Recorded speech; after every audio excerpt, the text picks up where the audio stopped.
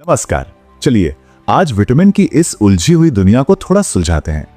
चाहे एग्जाम की तैयारी हो या बस जनरल नॉलेज बढ़ाना हो, हम कुछ ऐसी सिंपल ट्रिक्स देखेंगे जिनसे ये सब कुछ बहुत आसान हो जाएगा। हम सब जानते हैं ये विटामिन्स के साइंटिफिक नाम, इनकी कमी से होने वाली बीमारियां, ये सब याद रखना कितना मुश्किल हो सकता है, पर चिंता की कोई बात नहीं है। आज इस प्रॉब्लम को हमेशा के लिए सॉल्व कर देंगे। तो आज हम क्या क्या जानने वाले हैं। सबसे पहले तो समझेंगे कि भाई ये विटामिन्स आखिर हैं क्या। फिर वो मजेदार ट्रिक्स देखेंगे जिनसे इनके केमिकल नाम चुटकियों में याद हो जाएंगे। फिर ये भी देखेंगे कि इनकी कमी से क्या होता है और इन्हें कहां से पाया जा सकता है।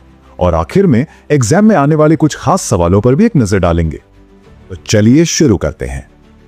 अब देखिए, इससे पहले कि हम ट्रिक्स और शॉर्टकट्स की बात करें, यह समझना जरूरी है कि विटामिन्स आखिर हैं क्या, मतलब इनकी बेसिक पहचान क्या है।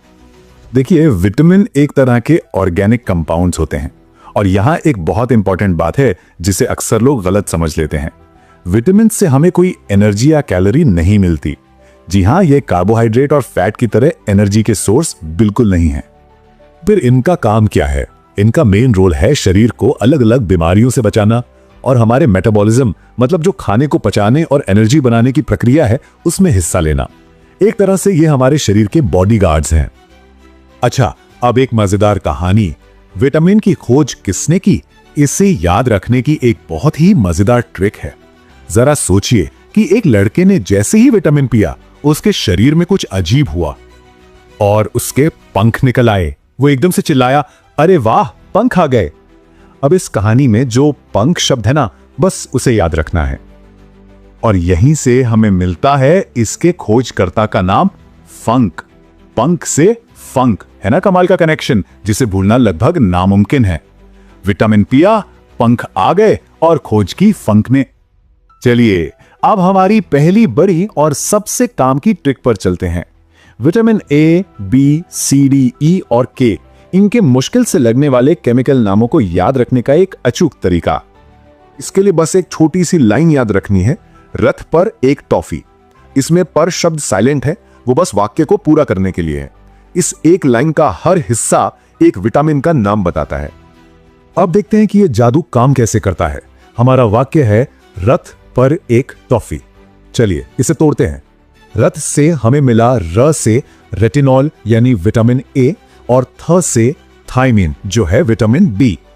फिर आया एक, जिससे ए से बना एस्कॉर्बिक एसिड यानी विटामिन सी और क से कैल्सिफेरॉल विटामिन डी। और आखिर में है टॉफी, जिससे टॉ से मिला टोकोफेरॉल विटामिन ई और फी से फिलोक्विनोन विटामिन के। देखा, सारे नाम इसी एक लाइन में छुपे हुए हैं। अच्छा, तो अब नाम तो याद हो गए। चलिए अब ये देखते हैं कि अगर इन विटामिन्स की कमी हो जाए तो क्या होता है और हम इनकी कमी को पूरा कहां से कर सकते हैं। ये स्लाइड बहुत काम की है। जैसे विटामिन ए की कमी से रतौंधी यानी रात में कम दिखना और इसका बेस्ट सोर्स है गाजर। विटामिन बी की कमी से होता है बेरी बेरी। विटामिन सी की कमी से स्कर्वी, मतलब मसूड़ों में सूजन और खून आना, इसके लिए आंवला जैसे खट्टे फल खाने चाहिए। विटामिन डी जो धूप से मिलता है, इसकी कमी से बच्चों में रिकेट्स हो जाता है।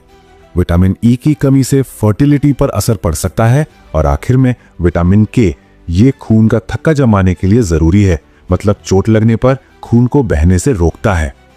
अब अगली चुनौती ये याद रखना कि कौन से विटामिन फैट यानी वसा में घुलते हैं और कौन से पानी में। और हां, इसके लिए भी हमारे पास एक कमाल की ट्रिक है। बस एक छोटी सी थोड़ी अजीब सी कहानी याद रखनी है। सोचिए, एक कीड़ा लिया गया और उससे वसा या फैट जैसे घी या तेल में डाल दिया और जानते क्या हुआ? वो कीड़ा उस फैट में पूरी तरह से घुल गया।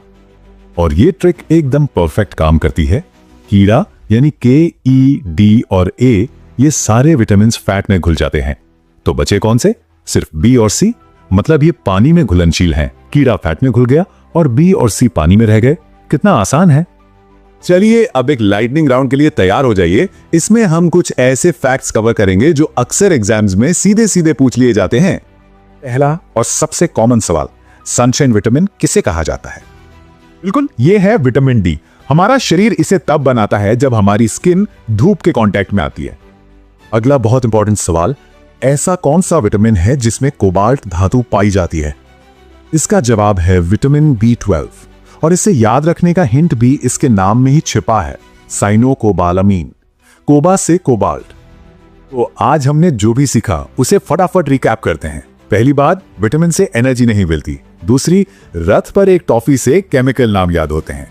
तीसरी, कीड़ा वाली ट्रिक से फैट सॉल्युबल विटामिन याद रहते हैं।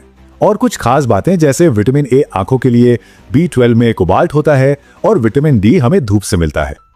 बात यह है कि सही तरीके और कुछ मजेदार ट्रिक्स के साथ कोई भी मुश्किल टॉपिक आसान बन सकता है। अब सवाल यह है कि विटामिन का कोड तो क्रैक हो गया, तो अब अगला ऐसा कौन सा मुश्किल टॉपिक है जिसे आसान बनाने की कोशिश की जा सकती है?